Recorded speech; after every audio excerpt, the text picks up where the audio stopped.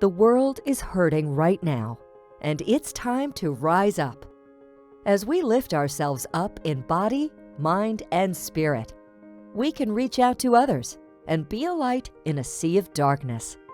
Welcome to the Movement for Global Health with your host, Dr. Mary Zennett.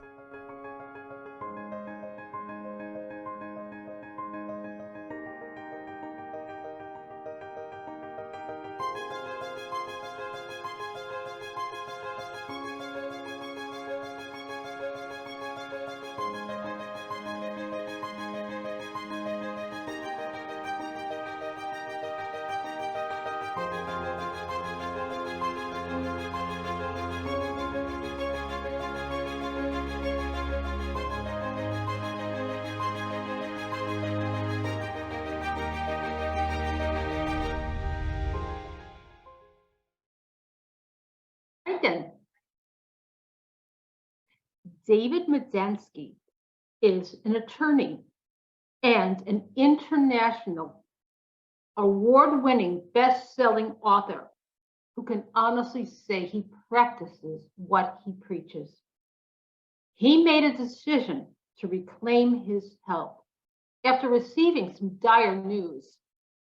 He is the author of Stop Dieting, Start Thinning, and is on a mission to help at least 5,000 people lose weight and keep it off without going on a diet. He is a wealth of valuable information, and it is an absolute privilege to have him today as a guest on our show. David, welcome. Oh, thanks for having me as a guest, Mary. Yeah, wonderful. And I'll be honest with you, I've been reading your book. I'm going to say, thumbs up. This is a high recommend.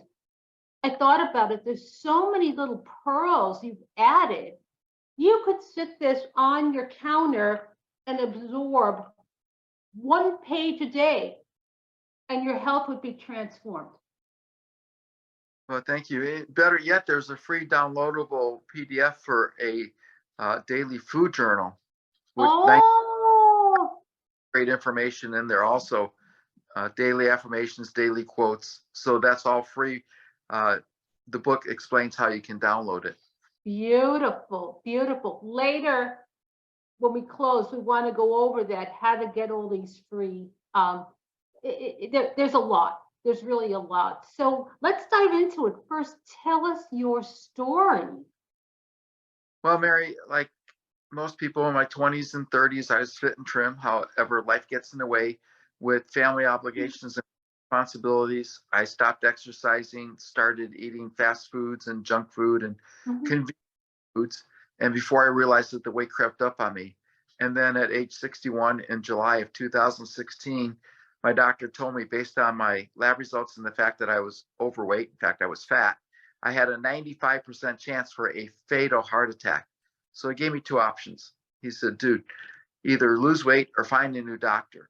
And he strongly encouraged me to find a new doctor because he had been after me for 8 years to lose the weight.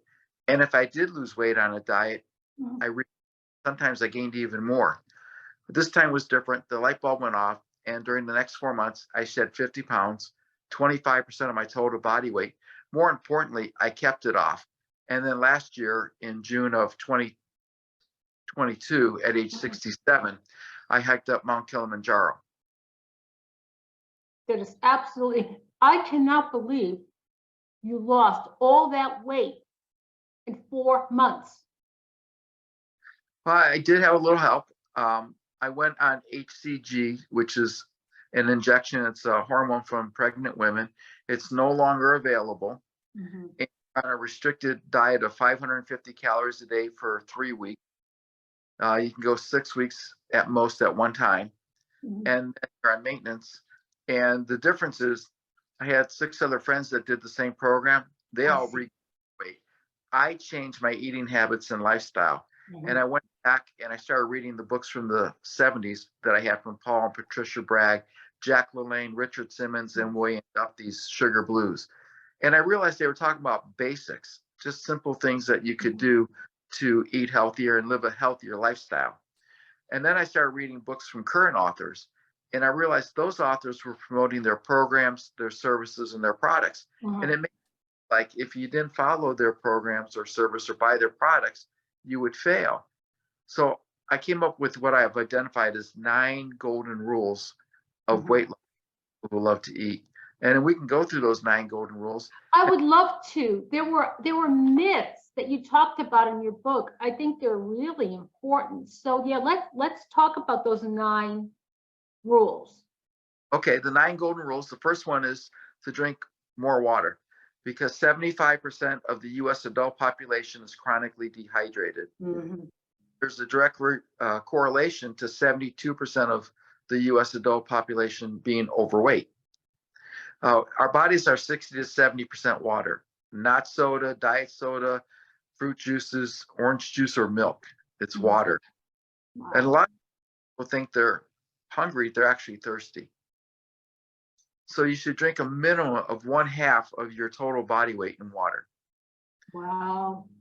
The second golden rule is to avoid the highly processed and manufactured foods because loaded with chemicals and things that are unhealthy for you. The third thing is to eat the real whole holistic foods. It doesn't have to be organic necessarily, preferably organic if you can buy it and if you want to, spend the extra money for it. The fourth thing is to eat slower because we all tend to eat fast because we're in a hurry. So we're gulping down our food. And a lot of times we'll look down from our computers and the sandwich is gone, or we're driving or watching TV. And it's like, well, go. Well, you ate it. So you need to slow down. And that dovetails into rule number 5, which is to eat small portions. What a lot of people don't realize is our food portion sizes have been supersized without us realizing it. For example, in the 1900s, the average size dinner plate was 9 inches in diameter. Today, it's 12 inches, and at restaurants, it's 13 to 15 inches. Yet in Europe, except for the UK, it's still 9 inches for a dinner size plate. So one thing that your audience can do is to use a salad plate instead of a. Use a salad plate for dinner. Exactly, because the salad plate is 8 to 9 inches. And there's an optical illusion. If you put the same amount of food on a salad plate as a dinner size plate, the portion on the salad plate will look like there's a lot more. And the food on the dinner size plate will look like there's a lot less. It's called the illusion. Wow. Then the number 6 is to get adequate sleep. At a minimum, you need 7 to 8 hours of quality sleep. And research has shown that if you are sleep deprived or do not get an adequate amount of sleep, you'll consume an extra 500 calories the next day. Wow. So that's then number 7 is to rest to digest. Basically, it's an intermittent fast that's 12 hours or longer. If you ask experts, one will tell you 12 hours is minimum, one will say 14, one will say 16, some will say 18 hours. What I usually tell people is stop eating 3 hours before you go to bed and eat an hour or 2 after you wake up, because that's 12 hours then. So you're doing the intermittent fast mostly while you're sleeping. And the first thing you should do when you wake up is drink a glass of 8 ounces of water or more. That's hydrate. It also acts as an appetite suppressant, the water does. So you're not hungry, so you're not wanting to eat right away. And number 8 is to think positive. Research has shown that 80% of our thoughts are negative. So imagine if we change that to make it 80% positive. And then the last one is to walk each day. Do some physical activity. The Rebel Wilson, the actress Rebel Wilson, lost 77 pounds in a year walking an hour each day. Now, I understand everybody can take an hour at a time to walk. However, Kayla's, she would have a 10 or 15-minute break. She would go for a walk instead of doing social media or texting. And then Dr. Mark Hyman just came out with this book, Young Forever. Indicates in there that just walking 20 minutes each day can significantly reduce the risk for heart disease, cancer, type 2 diabetes, and other illnesses. So just simply walking, if you're upright and can move forward, 20 minutes. Even if you break it up into two, 10 or 15 walks each day, you can get it in. That's such an important pearl because that's something every one of us, almost every one of us can do.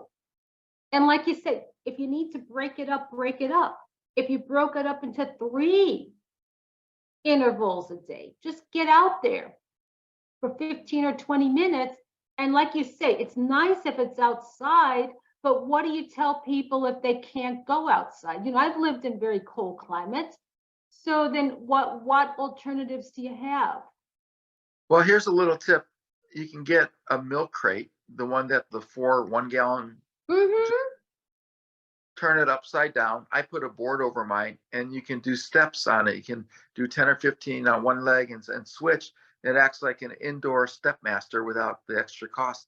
So, when you do 10 reps like that, 10, 15 minutes, 10, 15 steps on each leg times, that's like walking up, 10 flights of stairs.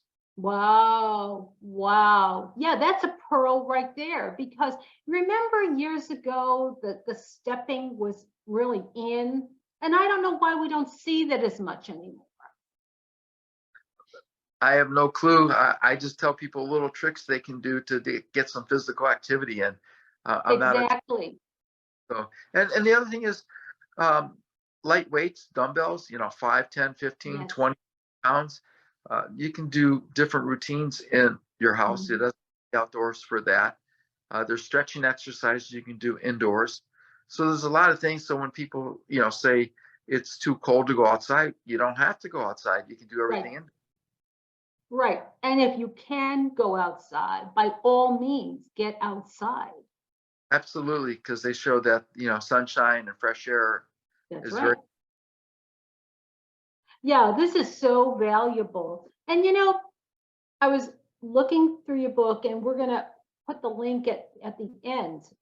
Stop dieting, start thinning. So this diet that you talked about this, I mean, this is a huge, I don't know how many $billion industry, but it's a myth going on a diet. Correct. When I started my weight loss journey in 2016, the diet and weight loss industry was $61 billion each year. Today, it's $72 billion each year. So something's wrong. We're going in the wrong direction. And what I advocate is, if those diet and weight loss programs work, we all be healthier and thinner, and those companies would be out of business. So you don't want to go on a diet. You want to change your diet, your eating habits, a lifestyle. And that's what it's about, is lifestyle changes. Right. So it's not going on a diet, meaning when I think of a diet, you get your diet meals, your restriction, all of this, and it's a lot of special foods and all this. And what you're saying is the diets don't work. Correct. And people have been jaded and wounded by the diets. And so, I help are those people who are frustrated, they're jaded by the food industry, the diet and weight loss industry, the programs out there, so that they can have more energy, enhance their mental clarity, feel better, look better, and improve their overall health. And that's what my clients experience. And it makes me feel really good when people tell me, yeah, I have more energy, I have better mental clarity, I can think clearly.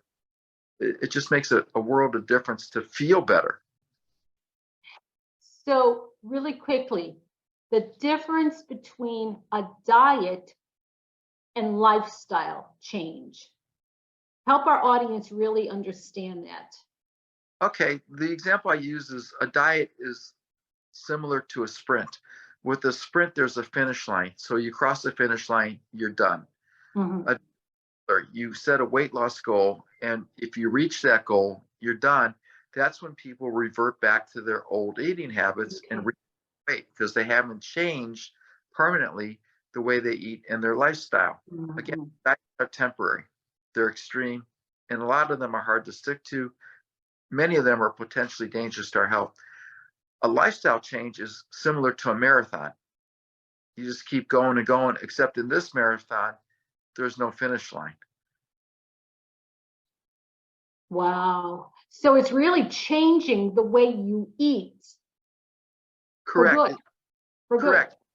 Building and forming new habits, and everybody's different. So you need to figure out the habits that you enjoy, habits that work for you, and that way those habits will last for you. And again, we're all different. So we have different routines and behaviors. And the first part of establishing a new habit is to be aware of the bad habits that you want to change and eliminate. Right. Right. How long does it take to form a new habit? Well, the research currently shows it's 66 days on average. So maybe a little shorter, maybe a little bit longer. That's why I do the 91-day food journal. It's not 21 days, it's not 30 days, as advocated by a lot of experts out there and a lot of books. 66 days. When I do my weight loss program for people, I go a full year, and most people will accomplish their weight loss goals sooner than the full year. The difference, I want to make sure they get through the holidays that come up, different things that may approach them, so they get the accountability and support for the full year, so they can keep the weight off and make them permanent for themselves. Think of it this way. I usually ask people, would you like to weigh 24 to 48 pounds lighter by this time next year? And say, well, yeah, that'd be great. Well, can you lose 2, 3, 4 pounds on average per month? Not per week, per month. And most people say, yeah, I could do that. Okay, well, if you lose 2, 3, 4 pounds on average per month for 12 consecutive months, because some months you'll lose more, some less, in a year, you'll be 24 to 48 pounds lighter. The problem today is everybody wants instant gratification. They hear the national brands advertise, lose 10, 20, 30 pounds your first month guarantee. Yes, you can do it that way. However, you probably won't keep it off, and it may be unhealthy for you. Well, and that brings up another point. I've heard, don't become addicted to going on the scale, because they'll do that like it every day or a couple of times a day. And like you say, if you can lose 3 to 4 pounds in a month, great, that's great. But it's this daily, and then what it does to the mind is you're looking at the scale's not moving, and you get discouraged. But what I'm hearing you say, you're not thinking about the scale, you're thinking about you. And I'm sure you work on mindset too. Help and shift those thoughts from lack to abundance. Yeah, exactly. Mindset's extremely important. It's probably the most important thing, is what is between our two ears. What happens is around New Year's, people make their resolution to lose weight. So they go to the gym and they start eating healthier. And 3 weeks later, the scale hasn't moved. And now they're frustrated. They're thinking it's not working. So they stop, they quit. Well, what's happening is they're replacing the fat with muscle. And as you know, muscle and fat weigh the exact same amount. 5 pounds is 5 pounds. However, muscle takes up a lot less room. It's denser. So people will start looking thinner. Their clothes will be looser. And this is what happened to a client of mine. After 3 weeks, he was frustrated.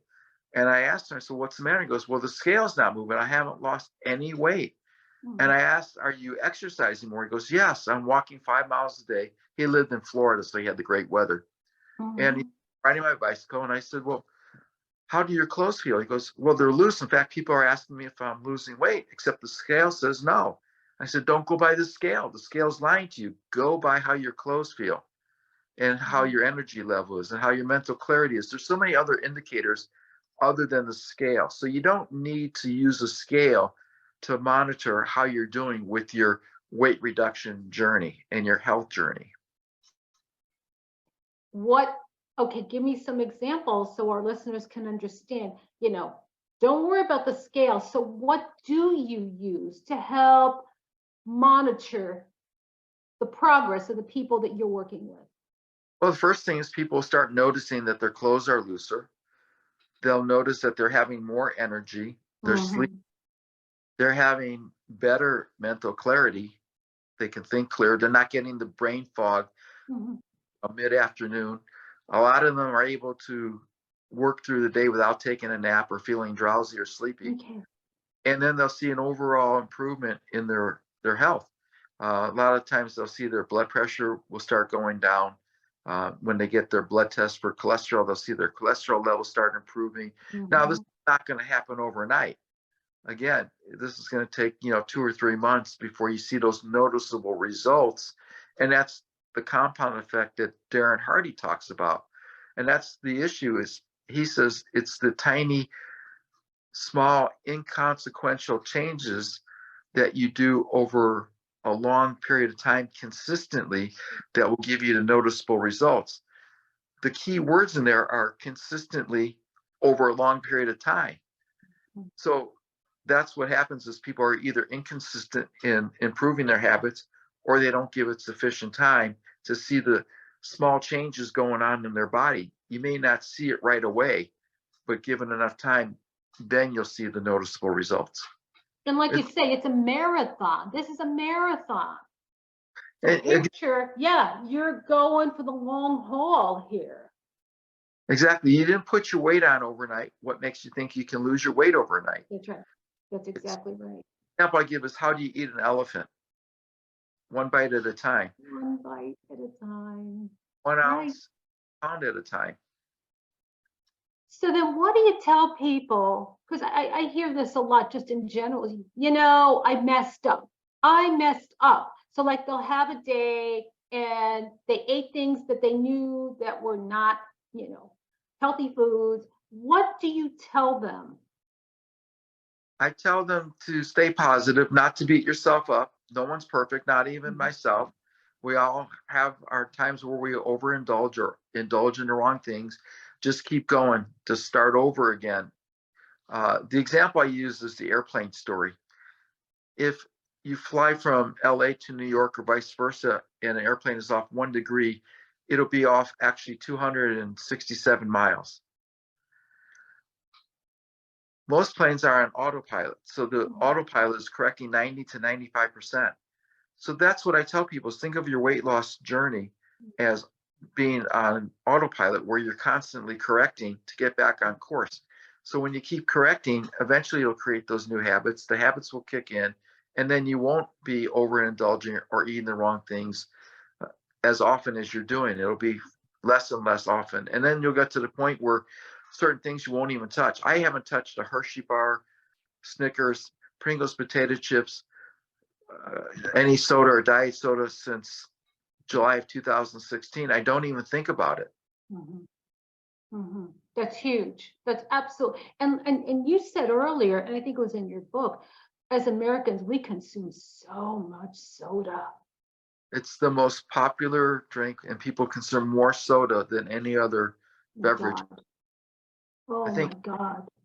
And then, okay, if it's sweetened, all that stuff is bad for you. And if it's diet soda, all those chemicals are terrible for you. So it's a no-win. It's really a no-win situation.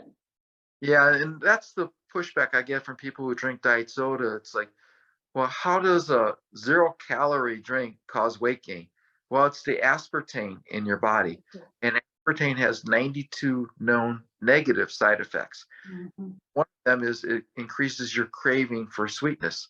So now your body is craving extra sugar. So you may not be getting the calories in the soda. However, you're getting it from other places because of the cravings.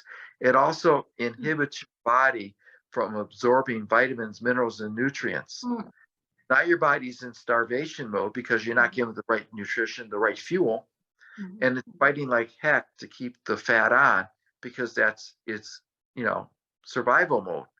Exactly. And the aspartame and other artificial sweeteners have been shown to screw up your blood sugar. Right. And then that leads to a whole host of other problems. And so like you say, water. Now, I assume you use filtered water. Yes and no. If you ask one expert, they'll tell you distilled water is the best. If you ask another, they'll tell you spring water, as long as it's a reputable company. Mhm. And Essante, which are Coca-Cola and Pepsi-Cola, those are not spring water. That's just filtered tap water. Right.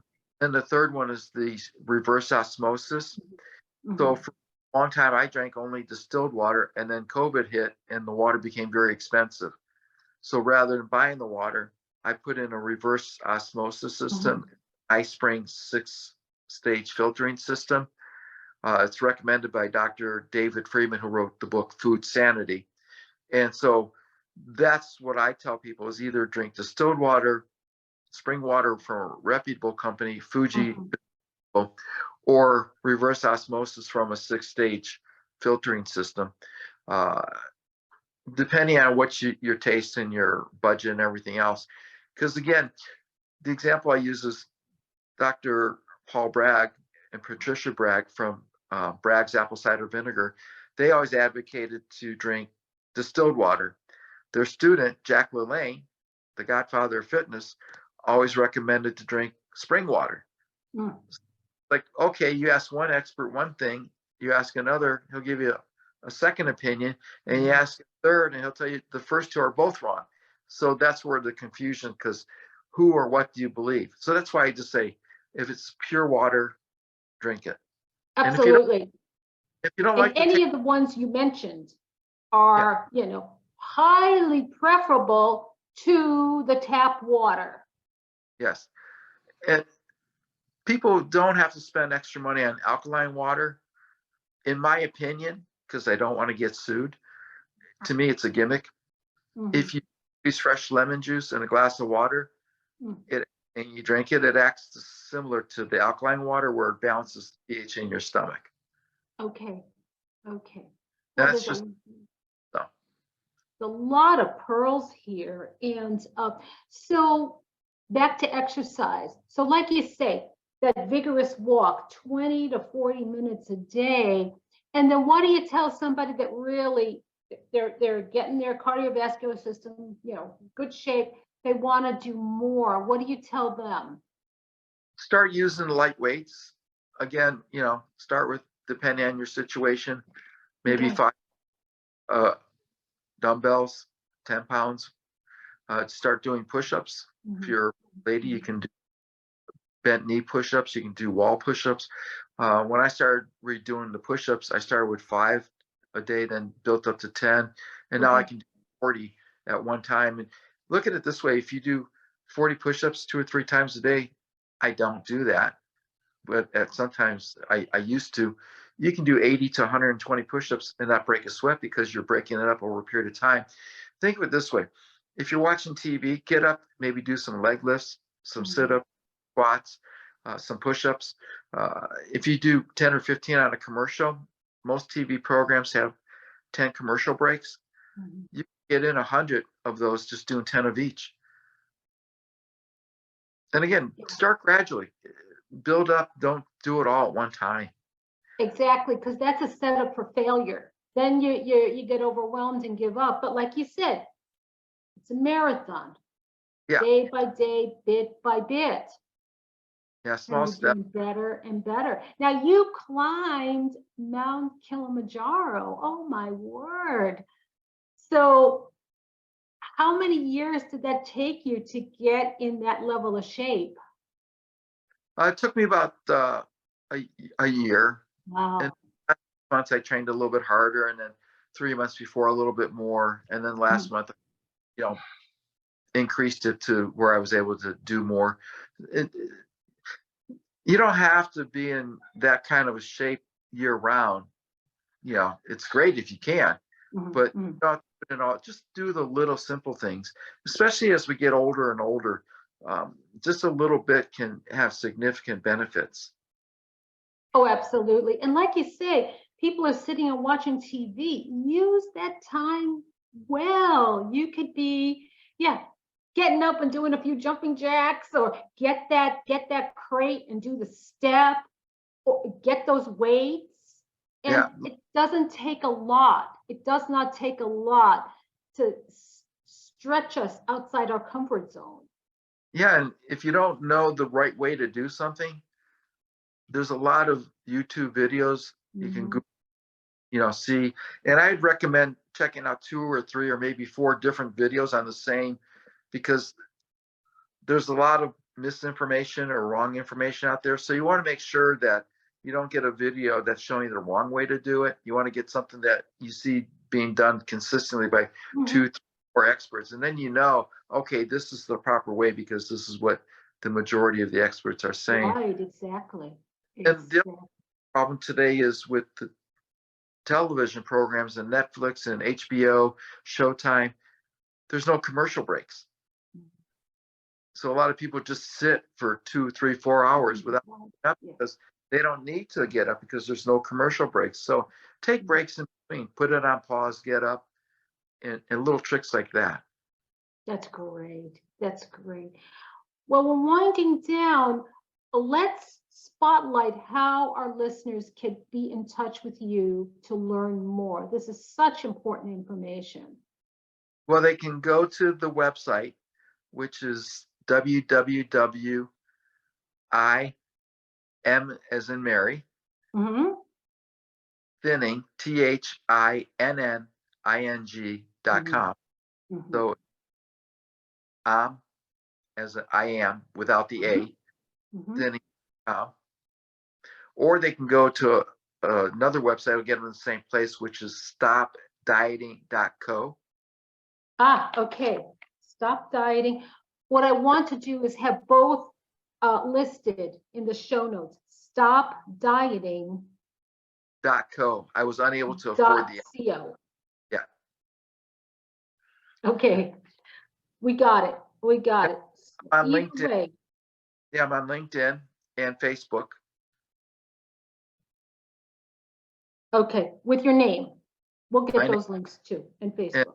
And for the audience, my last name is spelled Medansky, like 3 words, me, Dan, and Sky. You just make it sound Polish. That's easy. Me, Dan, and Sky. Okay, that's easy. And yeah, I highly recommend that our listeners dig into what you have to offer here. Because like I said, I read your book, and there's a wealth of information in this.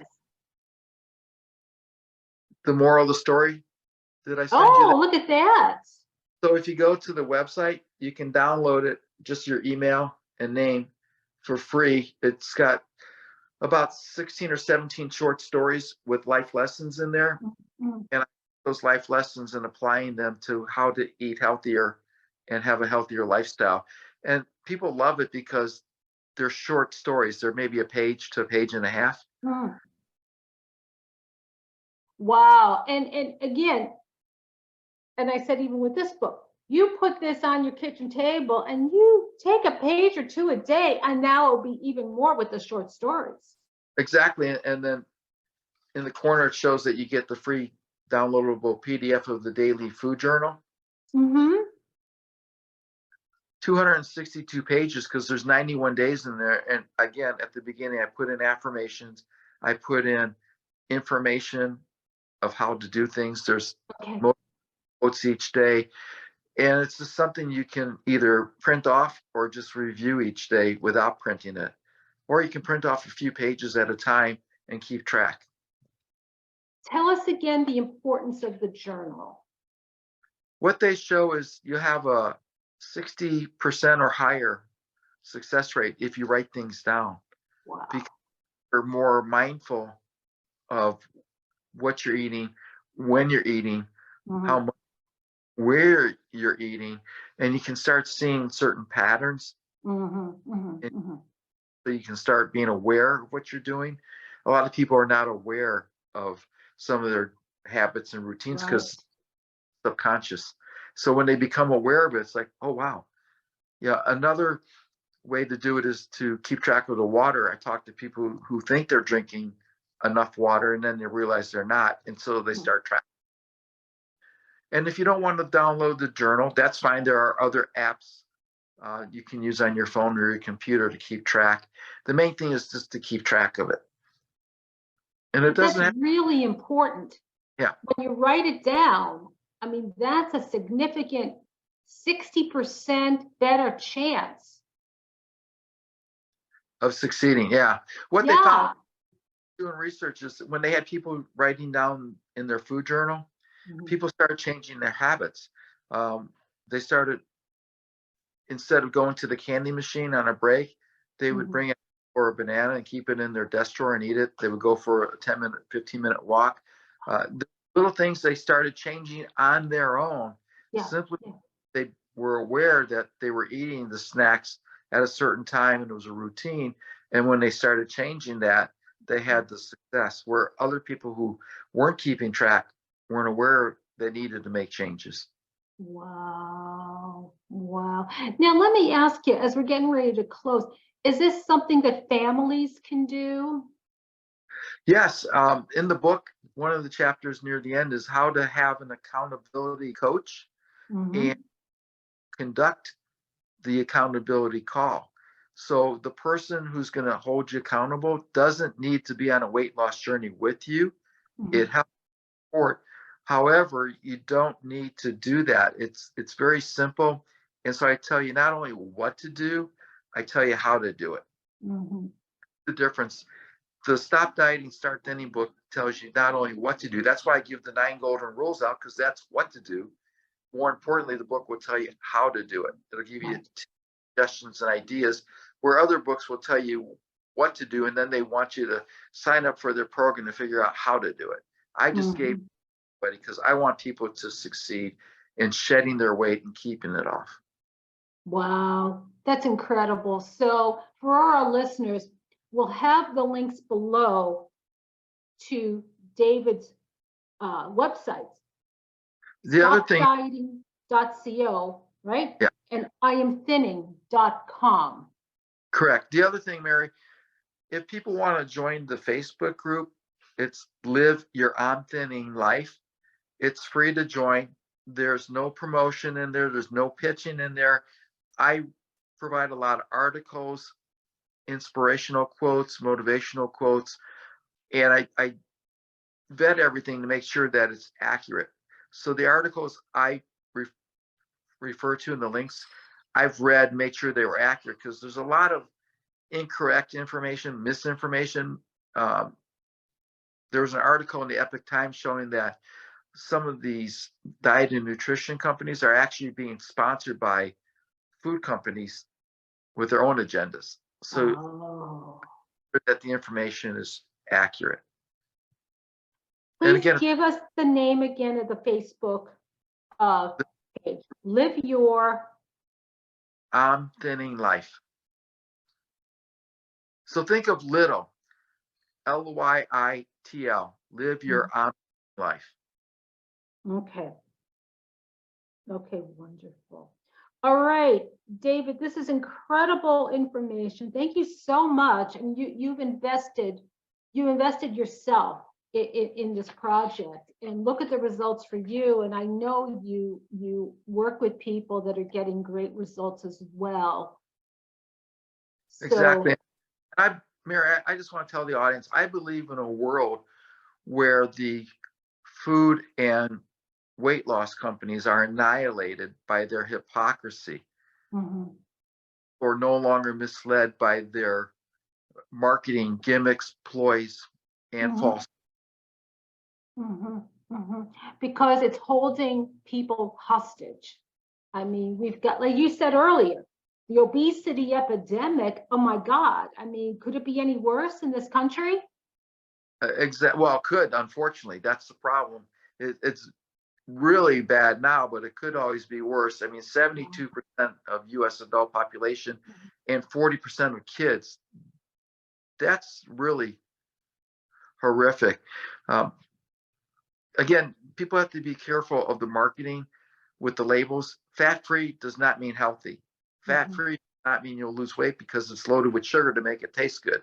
mhm, Sugar free does not mean it's healthy because of the aspartame and other artificial sweeteners. And they've given sugar over 100 different names to hide it. from what people are consuming. So when people read nutritional fact panels on the back of a product, they read it the wrong way most of the time. Most people look at the calories, the protein, the sugars. Very few people look at the ingredients, which is the very small fine print, and it's very small fine print for a reason, because they don't want you to know what's in there. So I always tell people, read the ingredients, and that'll tell you if you should consume it or not. Now, David, do you have individual coaching, like if people want to work with you? Yes, I do. And that information's on the stopdieting.co page. Okay. And I am thinning page. Okay, because all this reading the labels and getting past the, there's some anxiety. It's like, well, I'm not trained to do this. You know what? It doesn't matter. We must learn. We must learn to read labels. Exactly. And when I talk to my clients and I have them reading the labels, they come back, they're shocked at what they thought they were eating healthy to learn that it wasn't.